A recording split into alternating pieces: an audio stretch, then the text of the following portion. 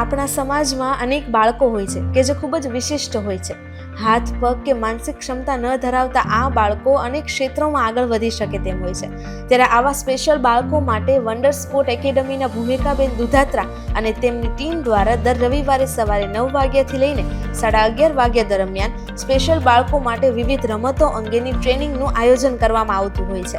જેમાં મનોદિવ્યાંગ બાળકોએ special Olympic તેમજ સ્પેશિયલ મહાખેલ કુંભ અને પેરા ઓલિમ્પિકમાં રમાતી જુદી જુદી રમતો જેવી કે ક્રિકેટ, ફૂટબોલ તેમજ એથ્લેટિકની ઇન્ડોર અને આઉટડોર રમતો તથા મેડિટેશન અને યોગા અંગેની નિઃશુલ્ક ટ્રેનિંગ મેળવે છે. ત્યારે તારીખ 29 જૂનને રવિવારના રોજ બાલભવન ખાતે આ વિશિષ્ટ બાળકો અને તેમના વાલીઓ માટે ક્રિકેટ મેચનું આયોજન કરવામાં આવ્યું હતું, જેમાં 45થી વધુ બાળકો અને તેમના વાલીઓએ ભાગ લીધો હતો અને બાળકોએ ક્રિકેટ મેચનો ખૂબ જ આનંદ પણ માણ્યો હતો. ભૂમિકા દુધાત્રા, વન્ડર સ્પોર્ટ્સ એકેડેમીના પ્રેસિડેન્ટ તરીકે હું કામ કરું છું. આ છેલ્લા 5 વર્ષથી અમારી સંસ્થા ચાલુ છે. રાજકોટમાં સૌ પ્રથમ આપણે ક્રિકેટ અથવા તો સ્પોર્ટ્સમાં આપણે સ્ટાર્ટ કર્યું છે. એજ્યુકેશન આપણા રાજકોટમાં બહુ બધી સંસ્થાઓ ચલાવે છે, પણ સ્પોર્ટ્સ અમે પહેલી વાર ચાલુ કર્યું છે.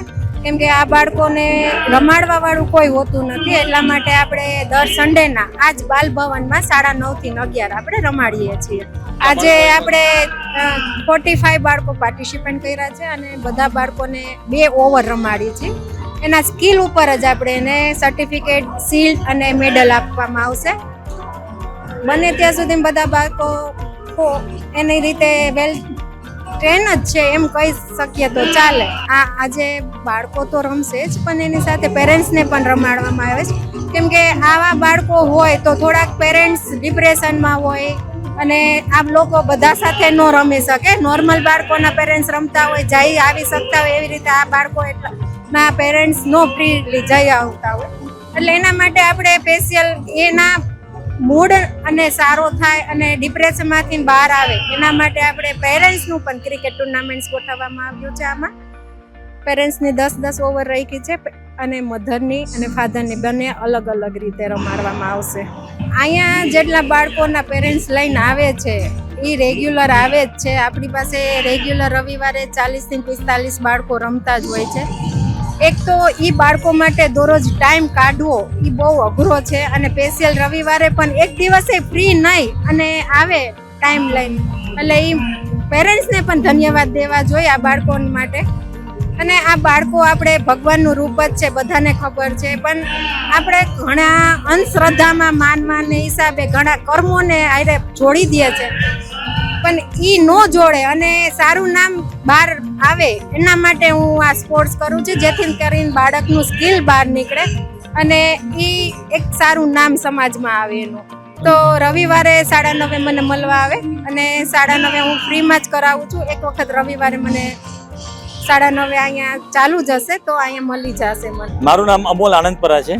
હું એક દિવ્યાંગ બાળકનો ફાધર છું. મારા સનનું નામ પાર્થ છે અને હું અહીંયા છેલ્લા જ્યારથી આ એકેડમી વન્ડર સ્પોર્ટ્સ એકેડમી ચાલુ થઈ છે ત્યારથી બધા બાળકોને ક્રિકેટ રમાડવાનું શીખડાવું છું. આજે અહીંયા 36 જેવા બાળકો છે અને બધા બાળકોને 6 બોલ રમાડવામાં આવે અને આટલા વર્ષોથી પ્રેક્ટિસ અમે છેલ્લા 2 વર્ષથી તો હું પ્રેક્ટિસ કરાવું છું, 2-2.5 વર્ષ થયા અને બહુ સારી રીતે. હવે પહેલાં તો બેટ પકડતા પણ ન આવડતું, હવે બધા ઇન્ડિવિડ્યુઅલી બોલને જોઈને રમવા માંડ્યા છે. ઘણા બધા તો વ્યવસ્થિત શોટ મારીને પણ સારી રીતે રમવા માંડ્યા છે. અતિશય એન્જોયમેન્ટ કરે. દર રવિવારે રાહ જોતા હોય કે ભાઈ ક્યારે રવિવાર આવે અને અમે આ વન્ડર સ્પોર્ટ્સ એકેડમીમાં, પેલા વન્ડર સ્પોર્ટ્સ એકેડમી બોલતાય ન આવડતું, હવે વન્ડર સ્પોર્ટ્સ એકેડમીમાં જવું છે એવું બોલી અને રમવા જવું છે એવું એને બહુ આનંદ આવે છે.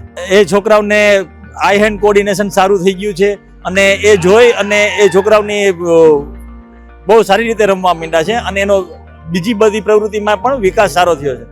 જે રીતે શોટા મારે છે અને જે શોટ મારે છે એને બધા એપ્રિશિએટ કરે એટલે એને વધારે મજા આવે છે અને એ વધારે આનંદિત થાય છે કે બીજા બધા કરતાં બધા મારા વખાણ ઓછા કરતા હોય, આ છે બીજા બધા જે સમાજમાં જોતો હોય એની જગ્યાએ આ બધા બાળકો જોવે અને એને જે આનંદ આવે છે એ વર્ણવી શકાય એવો નથી. 100% કરાવી જોઈએ. હું પોતે એક પાર્થ રિહેબ સેન્ટર કરીને હું સ્પેશિયલ એજ્યુકેશનનું સેન્ટર ચલાવું છું અને એમાં આવા બાળકોને અમે એજ્યુકેશન લેવલ ઉપર ભણાવીએ પણ છીએ અને આવા બધા બાળકોને સામાજિકરણ અને સ્પોર્ટ્સની એકેડમીને એ બધી સ્પોર્ટ્સની પ્રવૃત્તિ બધી જે કંઈ કરાવીએ તો એનાથી ઘણું ડેવલપમેન્ટ એનું થઈ શકે એવી મારી છે, આશા છે કે બધા લોકો એમાં ભાગ લે.